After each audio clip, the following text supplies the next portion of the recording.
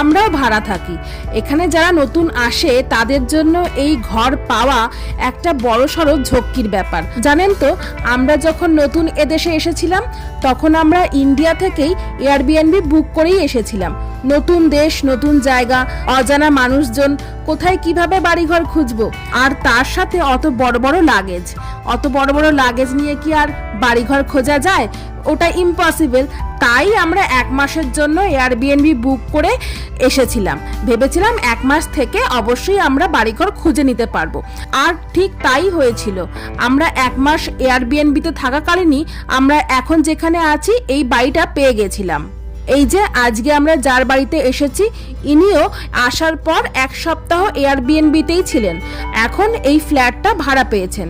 তবে ফ্ল্যাটটার একটা ঘর উনি ভাড়া পেয়েছেন, বাদবাকি সবই কমন, যেমন কিচেন, তারপর টয়লেট, এগুলো সব কমনই, শুধু ঘরটা হচ্ছে প্রাইভেট। আর ওনার ঘর থেকে দেখুন কত সুন্দর ভিউটা, চারপাশটা। ফ্ল্যাট থেকে এইসব ভিউ দেখতে বেশ ভালোই